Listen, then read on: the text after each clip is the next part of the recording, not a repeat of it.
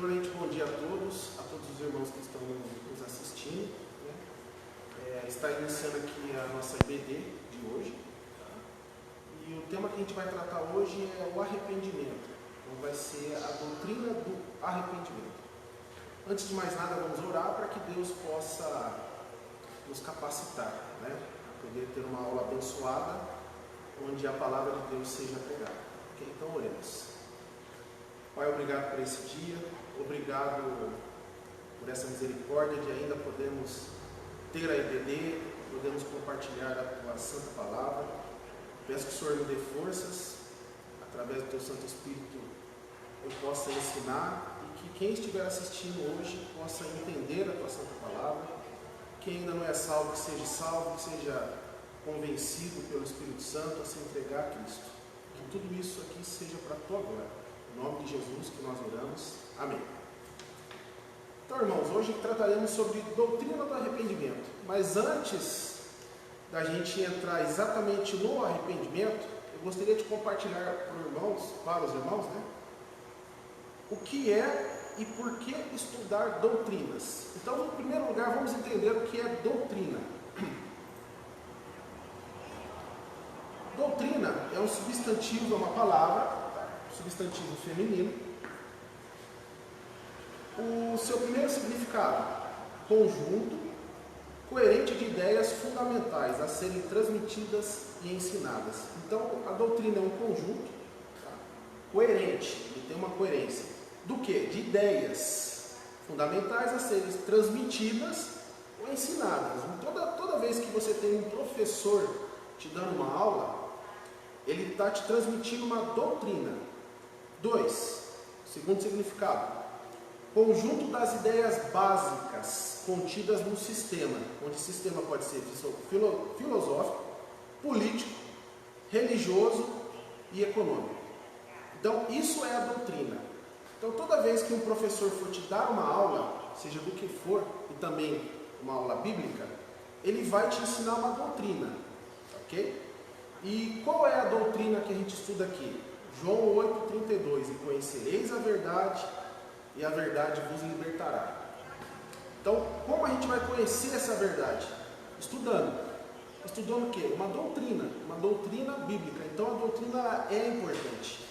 Não existe fé sem doutrina, não existe teologia sem doutrina, não vai existir a salvação sem a doutrina, porque a fé vem pelo ouvir e ouvir a palavra de Deus. Então, quando você ouve a palavra de Deus, entende a doutrina que está sendo ensinada, você tem fé e a sua fé te salva.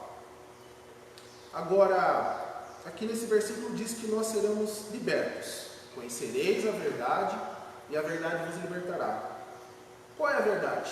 A palavra de Deus ensina o que é pecado e o que o pecador receberá em pagamento pelo seu pecado: a condenação eterna. A palavra também ensina que Jesus Cristo morreu na cruz para pagar o preço de nossos pecados.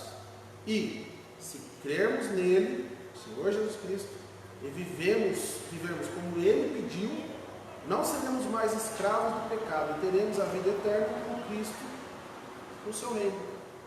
Agora, como viveremos como ele pediu?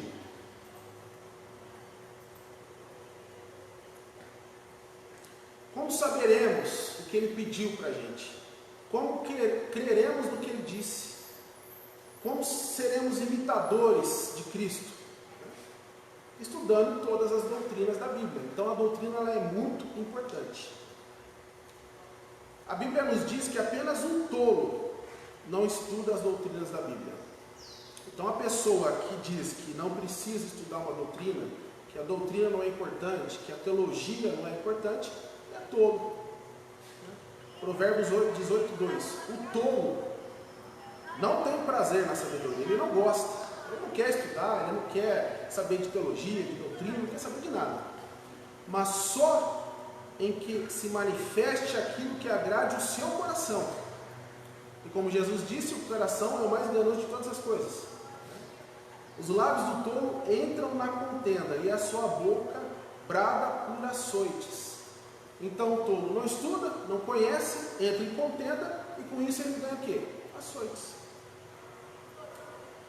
Como eu já disse, Jeremias 17:9, enganoso é o coração, mais do que todas as coisas, e perverso, quem o conhecerá? Então, o tolo que não quer estudar a doutrina, o que ele traz sobre si? Condenação. A condenação. Quando você não estuda as doutrinas, sua fé se torna apóstata. E você dará ouvidos à doutrina de demônios. Então, quando você não estuda a palavra de Deus, não se interessa por doutrina, não se interessa por teologia, a sua fé se torna apóstata. Provérbios 19:3. A estultice do homem perverterá o seu caminho, e o seu coração se irará contra o Senhor. Então, quando você não estuda a doutrina, não conhece a doutrina, se afasta do estudo, da meditação na palavra de Deus, o seu coração se ira contra o Senhor. Você se volta contra Ele. 1 Timóteo 4, do 1 ao 2.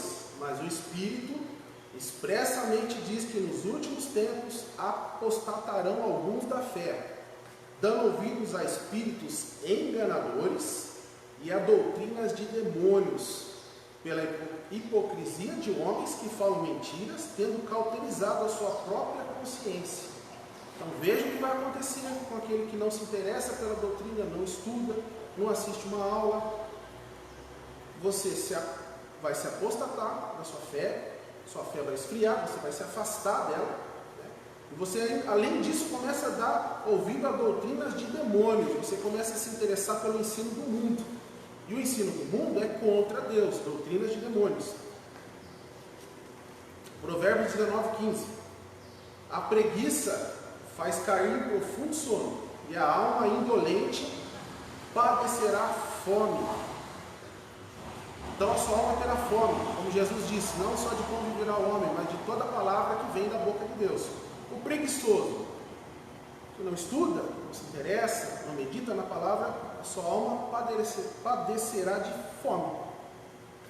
Provérbios 19:8. O que adquire entendimento, ama a sua alma.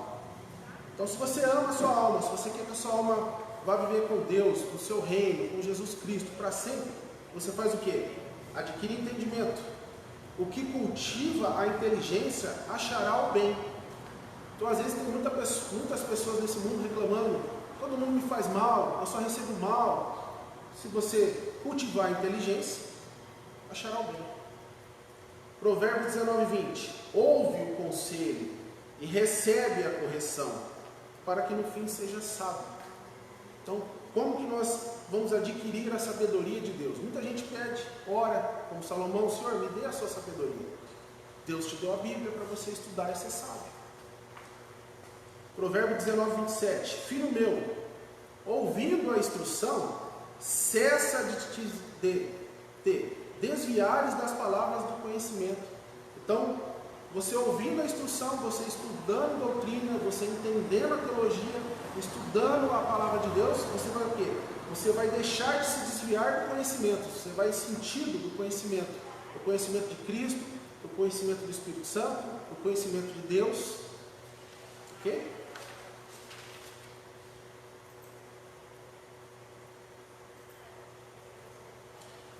Então vamos ver o que o Senhor Jesus Cristo achava sobre a doutrina. Ele se importava com a doutrina. Ele é nosso mestre, né? Ele é nosso Senhor, nosso Salvador, e a palavra diz que nós temos que imitá-lo. Então, imitar a Cristo. Lucas 2, do 42 ao 47. E tendo ele já 12 anos, Cristo, com 12 anos, subiram a Jerusalém, segundo o costume do dia da festa. E regressando eles, terminados aqueles dias, ficou o menino Jesus em Jerusalém, e não soube José nem sua mãe. Eles não sabiam que Jesus tinha ficado para trás. Pensando, porém, eles que viria de companhia pelo caminho, andaram o caminho de um dia, e procuraram entre os parentes e conhecidos. E como o não encontrassem, voltaram a Jerusalém em busca dele. E aconteceu que, passados 3 dias, o acharam no templo, assentado no meio dos doutores. Ele estava no meio dos doutores da lei, ouvindo-os e interrogando-os. E todos que o ouviam admiravam a sua inteligência e respostas. Então Jesus com 12 anos, né, ele já conhecia toda a doutrina, ele já conhecia toda a doutrina de Deus. E no meio dos doutores eles se admiravam da sabedoria de Cristo. Então Cristo já com 12 anos conhecia toda a doutrina, ele se importava com a doutrina. Isso aqui é uma prova viva que ele sabia todas as doutrinas. Então como deve proceder o cristão então? Há pregação sem doutrina?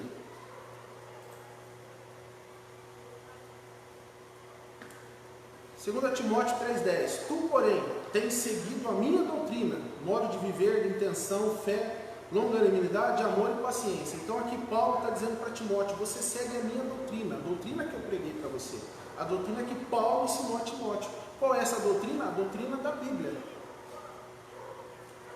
2 Timóteo 4, do 1 ao 2.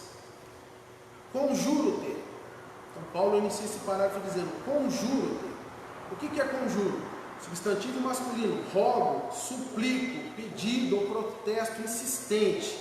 Então eu estou pedindo para você, estou te insistindo, pois diante de Deus e do Senhor Jesus Cristo, que há de julgar os vivos e os mortos na sua vinda e no seu reino, que pregues a palavra, instes a tempo e fora de tempo, redargas, repreendas, exortes com toda longanimidade e doutrina. Doutrina é importante, irmãos. Outro detalhe da doutrina, o ensino da doutrina liberta do diabo. 2 Timóteo, capítulo 2, versículo 24 a 26. E ao servo do Senhor não convém contender, mas sim ser manso para com todos, apto para ensinar. Como você vai ensinar sem ter doutrina? Você não ensina. Sofredor, instruindo com mansidão os que resistem, a ver se porventura Deus lhes dará arrependimento para conhecerem a verdade, e tornar a despertar, desprendendo-se dos laços do diabo, que é a vontade dele estão presos. Então quando você ensina a doutrina, a pessoa entende a doutrina, ele se desprende dos laços do diabo. Então já entendemos o porquê que a doutrina é importante. Por que pregamos a doutrina, ensinamos a doutrina bíblica? Agora vamos entrar exatamente na doutrina de hoje, que é o arrependimento. Então primeiro vamos entender o que não é o arrependimento bíblico. O que não é. Arrependimento, dicionário de português, substantivo masculino. Primeira significação, pesar ou lamentação pelo mal cometido, compulsão, contrição. Segundo, negação ou desistência de algo feito ou pensado em tempos passados. Arrependimento, segundo o dicionário bíblico, o dicionário de português, arrependimento é uma reação emocional para atos passados, pessoais e comportamentais. Arrependimento é muitas das vezes expressado pelo termo desculpa. Então, o arrependimento não é tristeza, não é pesar, não é choro, não é remorso. Isso não é arrependimento bíblico. Isso é o significado da palavra arrependimento no português. E lógico, tem que ter um versículo para respaldar tudo que é ensinado. 2 Coríntios 7,10. Porque a tristeza, Paulo escrevendo, porque a tristeza, entre parênteses, pesar, lamentação, contrição, negação, desistência, isso é tristeza. Segundo Deus, produz arrependimento para a salvação. Então o cristão fica triste porque pecou, ter pesar, ter lamentação, contrição, negação, desistência, não está errado. Ele realmente sente isso, ele sente o pesar pelo pecado. Mas isso não é arrependimento, porque esse pesar, essa tristeza produz arrependimento para a salvação. Então isso não é arrependimento. Agora então vamos entrar no arrependimento bíblico. Há dois tipos: o divino e o humano. Então a Bíblia nos relata dois arrependimentos: o divino e o humano. Então a palavra arrependimento, vamos agora entrar nesse contexto do arrependimento bíblico. A palavra arrependimento é expressa por diferentes palavras no original hebraico e o grego. Sendo assim, o arrependimento divino é totalmente diferente do arrependimento humano. pois diferentes palavras hebraicas e gregas são usadas para definir esse sentimento. Então vamos entender biblicamente agora o que é o arrependimento divino. E depois a gente vai entrar no arrependimento humano, que é o nosso. Números 23, 19. Deus não é homem para que minta, nem filho do homem para que se arrependa. Gênesis 6, 6. Então se arrependeu o Senhor de ter feito o homem na terra, e isto lhe pesou no coração. Então aqui a Bíblia Deus está dizendo que não é o homem para se arrepender, mas diz que se arrependeu do homem. Como que a gente explica isso aqui? Em Gênesis 6,6, quando diz que Deus se arrependeu de ter criado o homem, a palavra no hebraico que está sendo utilizada é Nahan, N-A-H-N, ou Nahan. E quando fala do arrependimento de Deus no grego, é metamelomai, grego. O significado dessas duas palavras que foi traduzida como arrependimento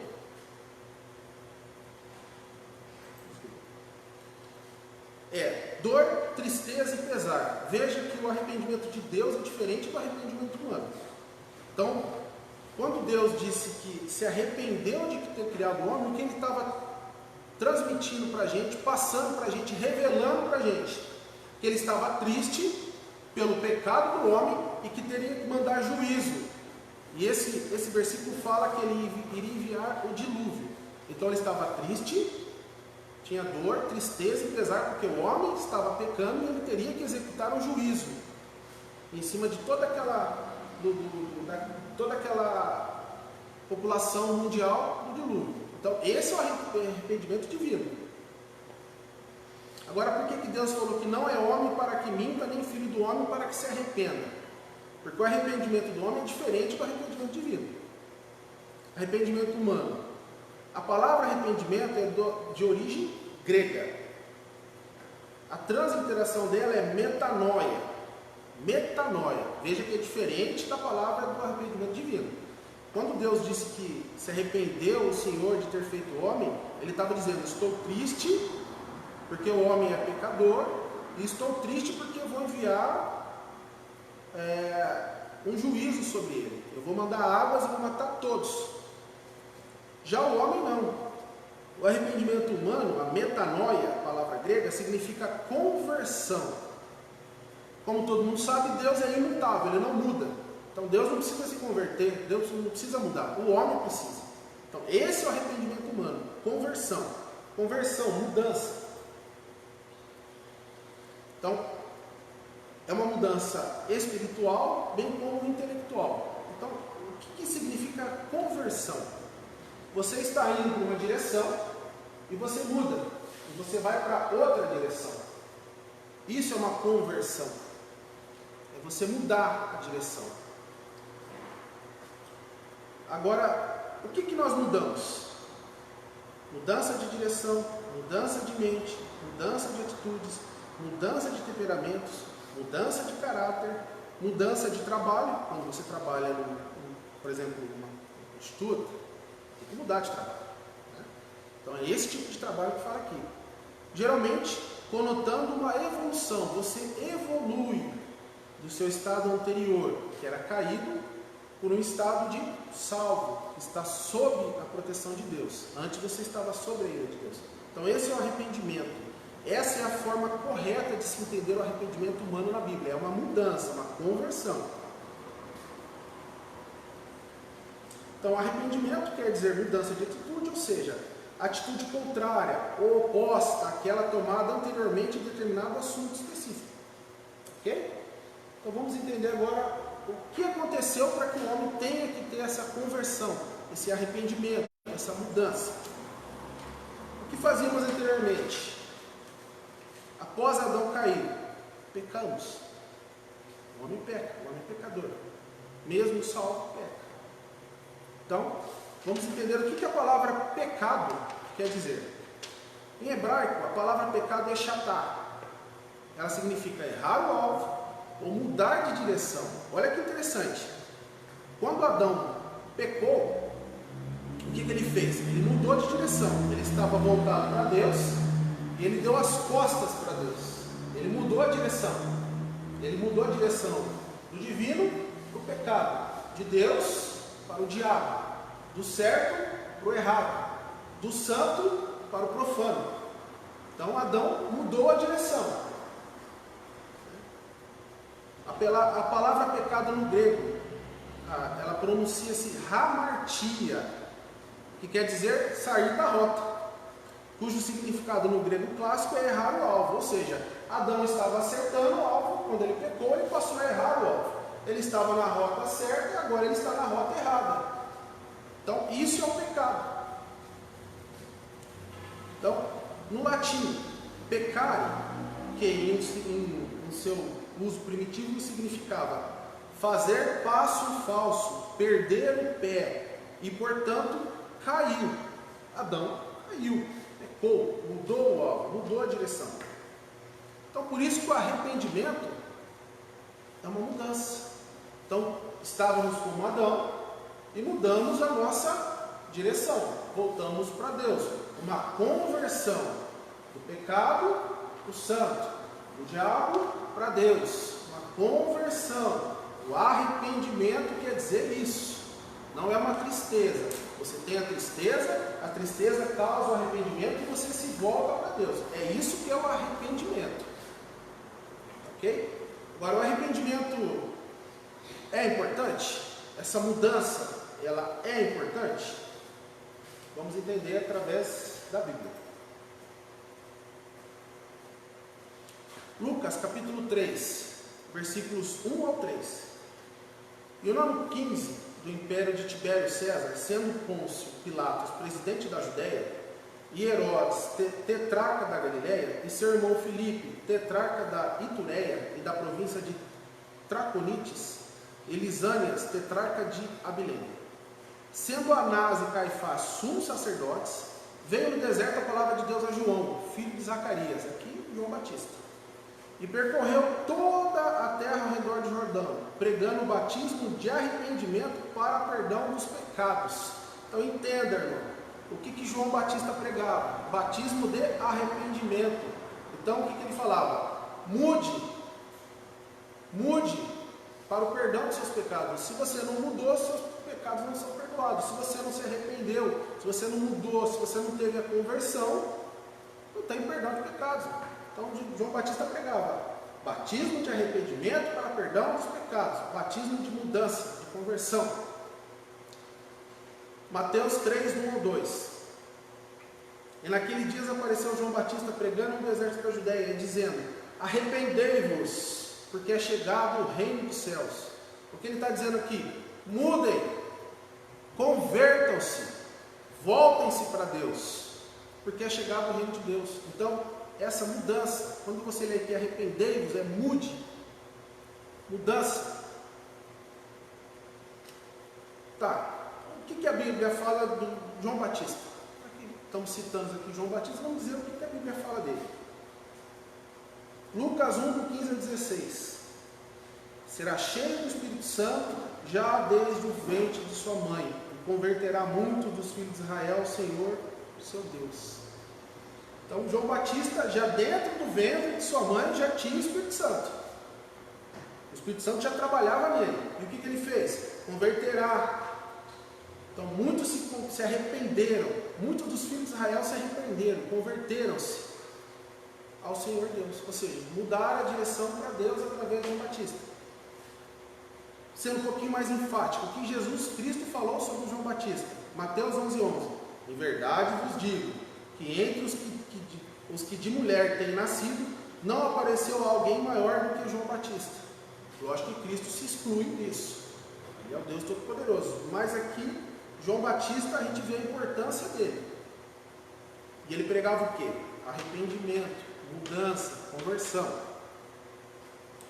Então vamos ver o que o nosso mestre, nosso Senhor, nosso Salvador, né, nosso Redentor, o que Jesus Cristo falou quando pregou a primeira vez para os homens. A primeira vez que Jesus pregou, a primeira vez que ele abriu a boca para pregar. Ele foi lá foi batizado por João Batista, desceu a pomba com o Espírito Santo em forma de Espírito Santo, o Espírito Santo em forma de pomba, né?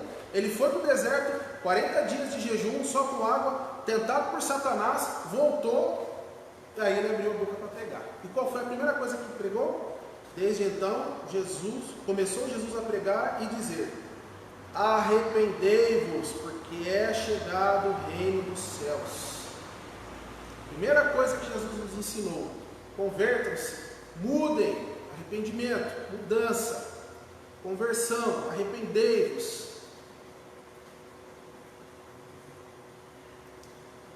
Vamos seguindo. Quando você se arrepende, como eu já disse, você muda.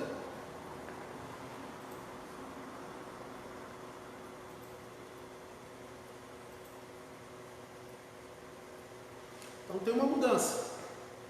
Você deixa de ser como antes. Você deixa de fazer o que você fazia antes e passa a fazer outras coisas. É uma mudança completa. Então, o que a gente fazia antes da conversão? Todos, sem exceção de ninguém. Sem exceção de ninguém. Gálatas 5, 19 a 21. Ora, as obras da carne são manifestas. O que a gente fazia antes? Imoralidade sexual, impureza, libertinagem,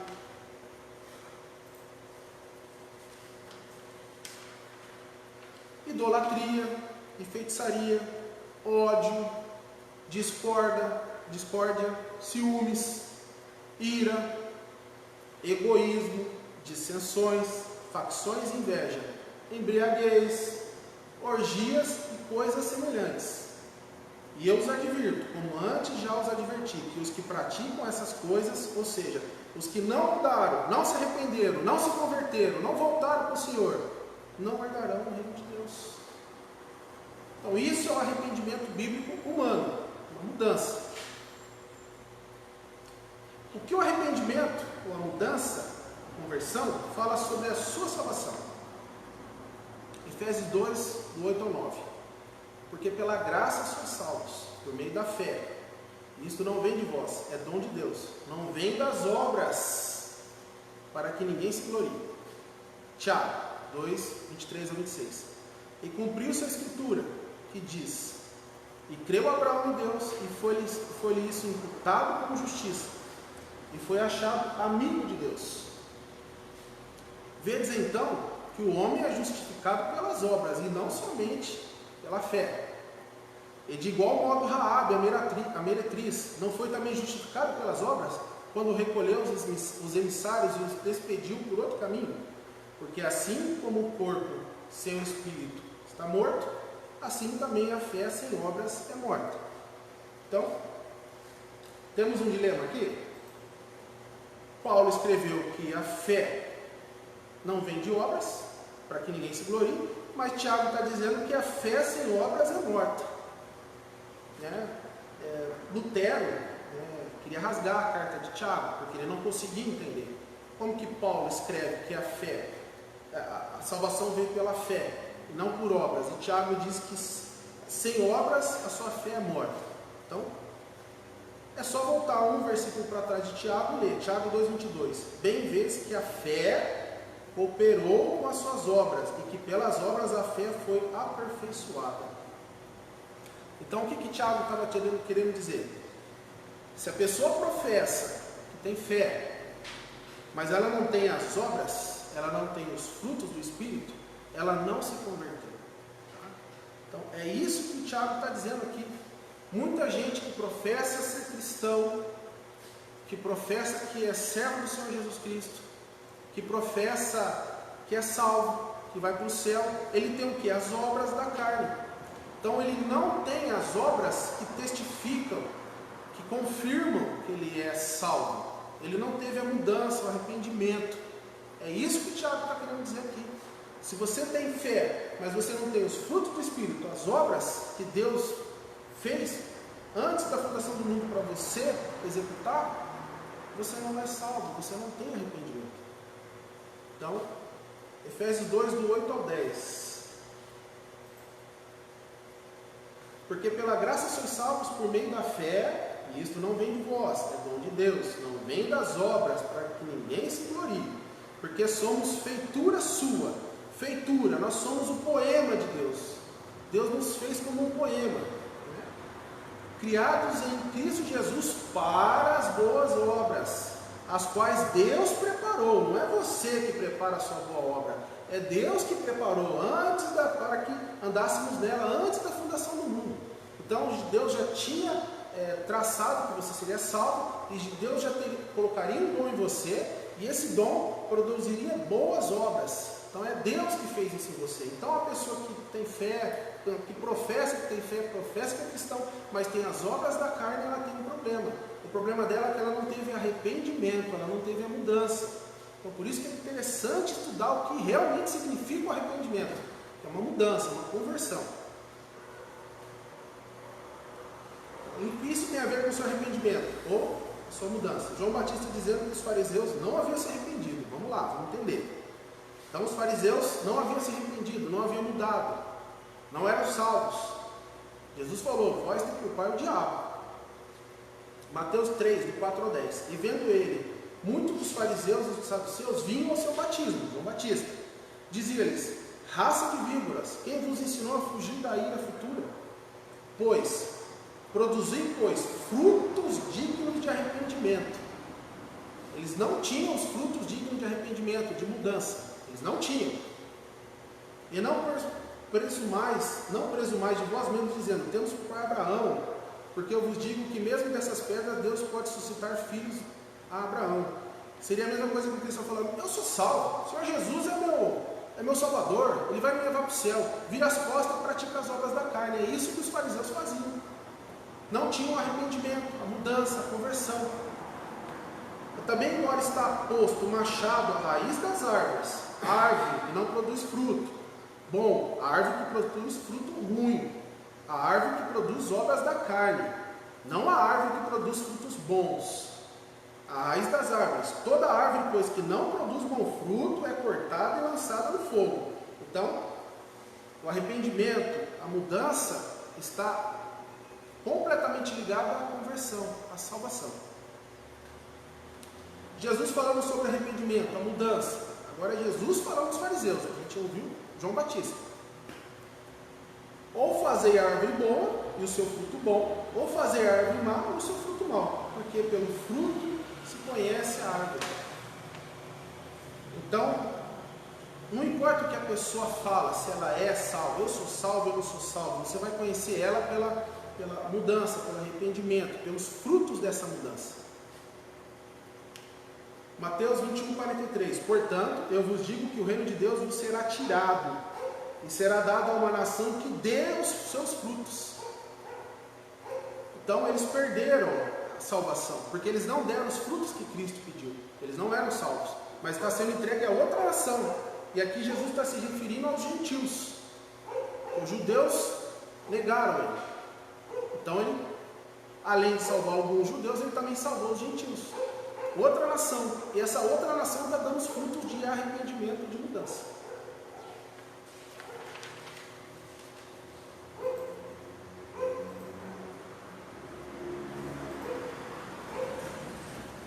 Tá. O processo de arrependimento, ele é gradativo.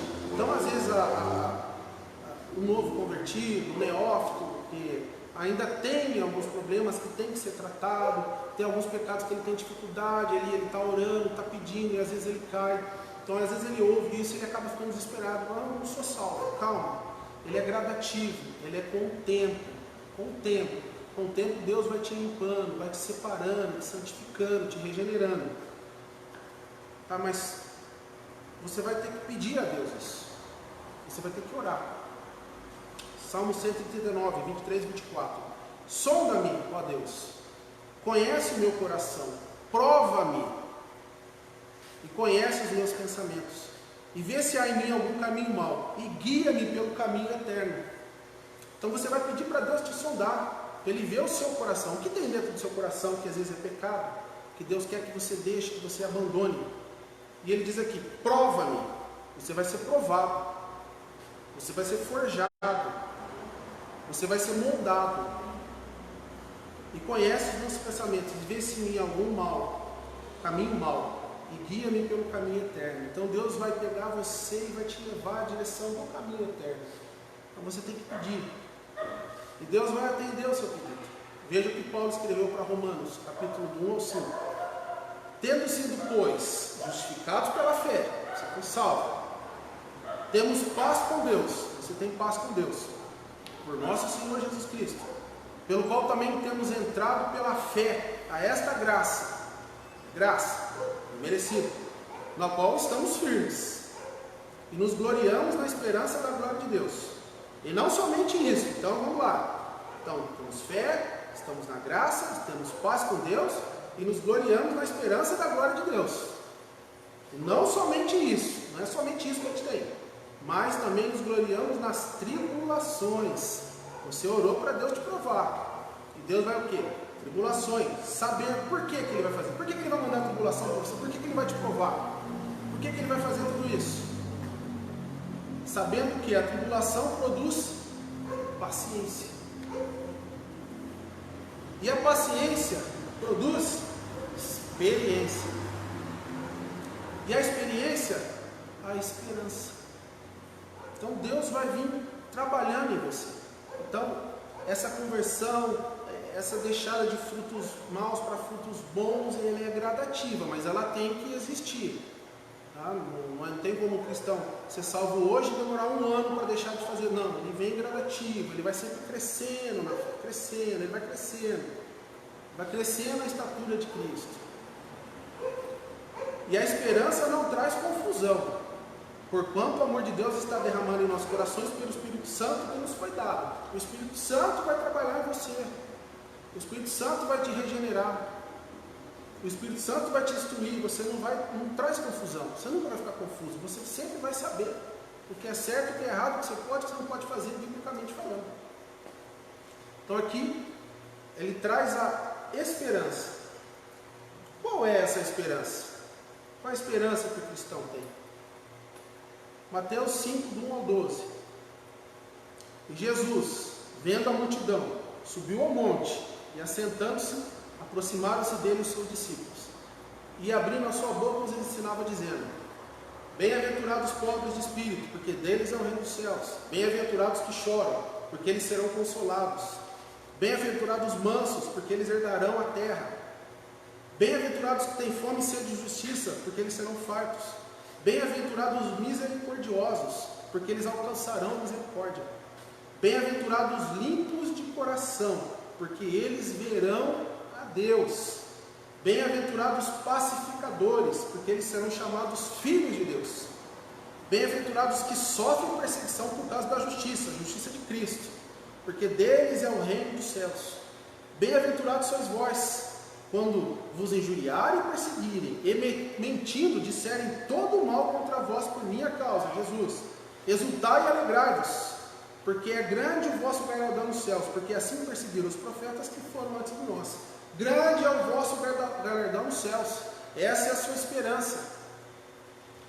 Você vai viver pensando nisso para sempre, até Jesus vir te buscar. É a sua esperança, o seu galardão lá nos céus. Então, o que nós aprendemos até aqui? Arrependimento significa mudança de vida. Arrependimento, a pessoa dá frutos bons. Sem frutos bons, a pessoa não se arrependeu. Então, o fruto é a evidência da salvação. A pessoa foi salva, professa que foi salva, professa que tem fé, professa que é cristã, e tem frutos ruins, não é salva. Tem frutos ruins, não se arrependeu.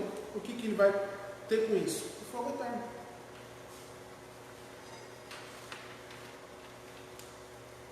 Sexto, os frutos aparecem obrigatoriamente, não é opcional, não tem opção. Tá? Esses frutos foram produzidos, as boas obras, antes da fundação do mundo. Então, é obrigatório. E presta atenção quando a palavra fala fruto. Gosto muito de ilustrar dizendo o quê? Fruto. Se você pegar uma macieira, ela brota, ela dá maçã. A macieira ela não se esforça para dar maçã, é natural dela. Se você for numa laranjeira, a laranjeira ela não precisa se contorcer, sofrer, se mutilar. Ela não precisa fazer isso, é natural, ela dá o fruto. Então, com o tempo, naturalmente, você vai dar os frutos, gradativamente. Você não vai se esforçar. Deus já fez isso por você. Ele já colocou o Espírito Santo em você. Você vai dar os frutos com o tempo. Jesus fala, alguns a 30, alguns 50, alguns a 100. Mas você vai dar o seu fruto. Às vezes o seu fruto é ser um bom marido, às vezes o seu fruto é ser uma boa esposa, um bom pai, um bom advogado, honesto, um bom policial. Esse é seu fruto. Então, você dará frutos. Agora, finalizando, quais são os frutos nas obras do arrependimento? Então a gente entendeu que o arrependimento é uma mudança, é uma conversão. Você estava voltado para o pecado, filho do diabo, debaixo da ira de Deus, você voltou para Deus, filho de Deus, paz com Deus, mudança.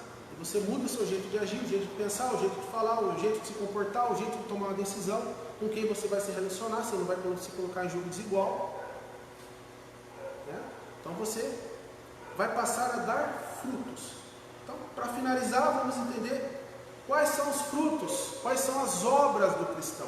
Eu costumo dizer que o cristão não faz obra, o cristão é a obra. Você é a obra, você é a árvore que vai dar o fruto.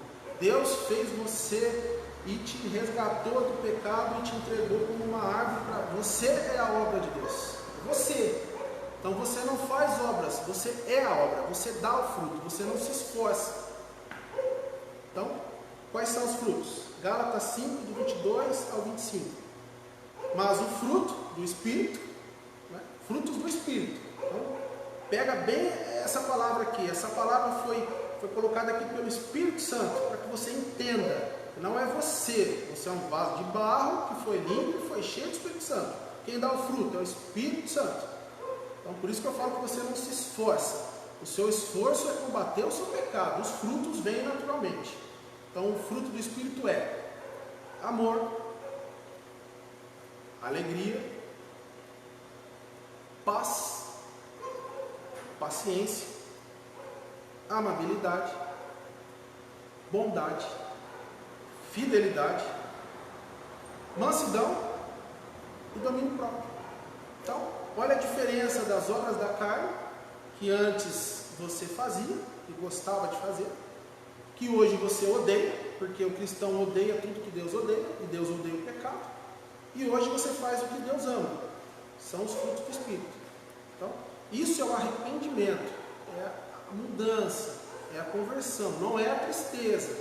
A tristeza produz o arrependimento. O arrependimento é a mudança, a conversão, mudança de postura. Então, contra essas coisas não há lei. Por que não há lei? A lei veio para condenar, Jesus veio para salvar.